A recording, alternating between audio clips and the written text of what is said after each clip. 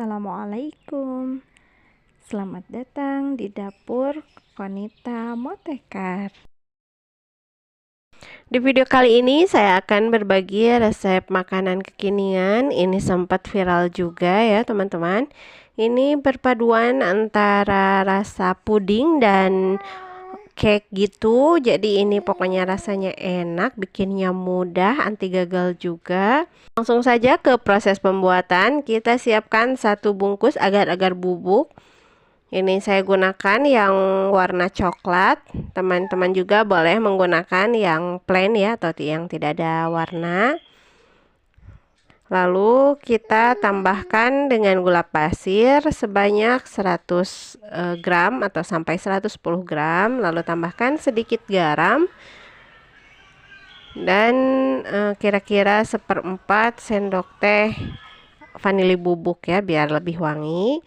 Lalu kita tambahkan 1 sendok makan coklat bubuk sambil diayak seperti ini agar tidak ada yang menggerindil-gerindilnya ya teman-teman. Lalu kita tambahkan juga 1 sendok makan maizena. Ini fungsi penambahan maizena agar nanti pudingnya itu tidak berair ya teman-teman.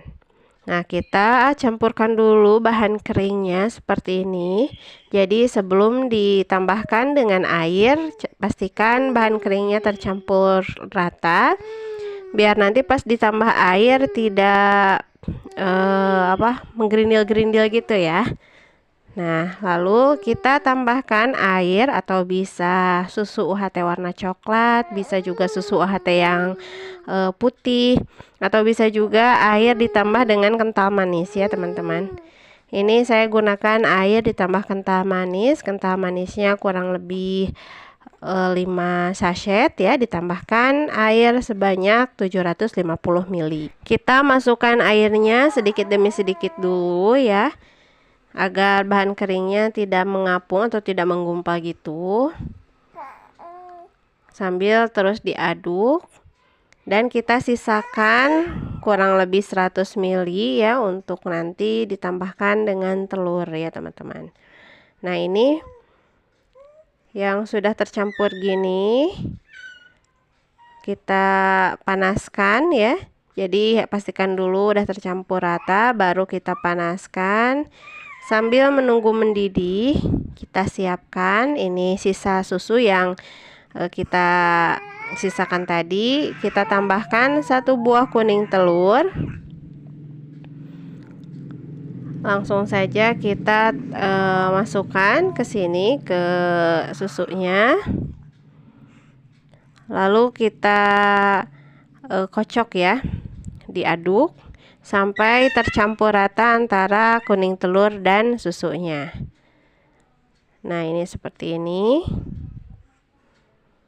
Kalau sudah tercampur rata, kita sisihkan dan siapkan untuk bahan pelengkap lainnya.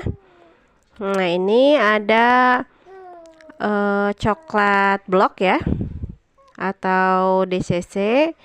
Kita iris-iris seperti ini, dipotong kecil-kecil biar lebih mudah melelehnya. Ini kurang lebih 50 sampai 100 gram ya.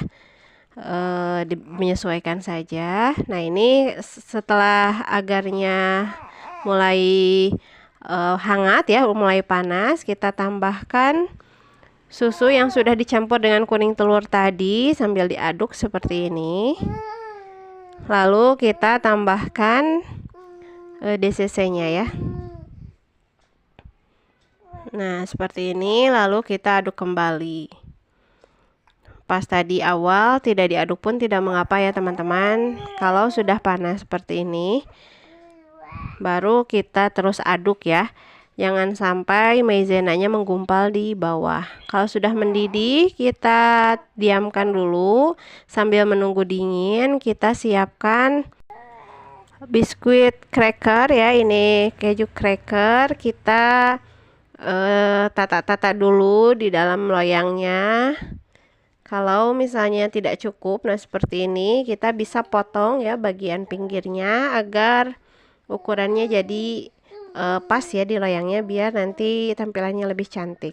Ini per layernya jadi 3 lebih seperti ini ya, dan ada 7 lapis kurang lebih. Jadi kita siapkan aja untuk biskuitnya ya, kita potong-potong dan sisihkan dulu. Lalu kita basahi loyangnya dengan air matang dan siapkan air dingin ya di wadah yang lebih besar. Nah, seperti ini agar lebih cepat ngesetnya ya, pudingnya lebih cepat dingin, jadi lebih cepat juga pengerjaan melapis-lapis dengan biskuitnya.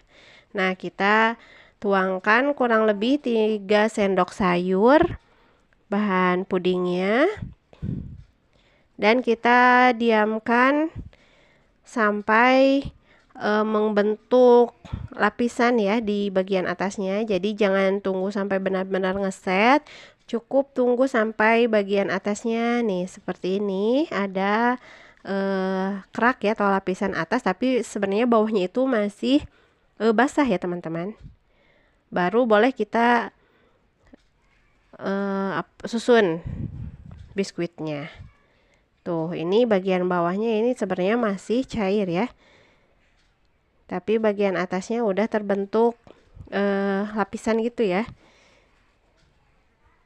Nah, kalau sudah gini disusun, kita tuang kembali pudingnya perlahan-lahan ya.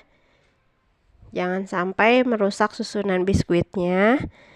Diusahakan sama ya, sama banyak untuk penuangan pudingnya. Ini saya kira-kira harusnya langsung ya. Misalnya 1 sendok sayur penuh ya ditakarnya. Jadi ini kurang lebih ada 3 sendok sayur penuh ya teman-teman per lapisnya. Nah, seperti ini. Lalu setelah dituangkan pudingnya, kita tunggu kembali sampai terbentuk lapisan di bagian atas dan bawahnya masih basah. Baru kita susun kembali biskuitnya seperti ini. Jadi kalau masih basah banget biskuitnya nanti tenggelam ya. Tapi kalau benar-benar ngeset nanti perlapisnya tidak akan nempel ya teman-teman. Pas dipotong itu bakal terpisah-pisah lapisannya. Jadi harus sampai ada terbentuk lapisan bagian atas, tapi sebenarnya bawahnya masih basah ya teman-teman. Nah, ini kita lakukan sampai pudingnya habis. Sama ya prosesnya seperti tadi, dan ini dia setelah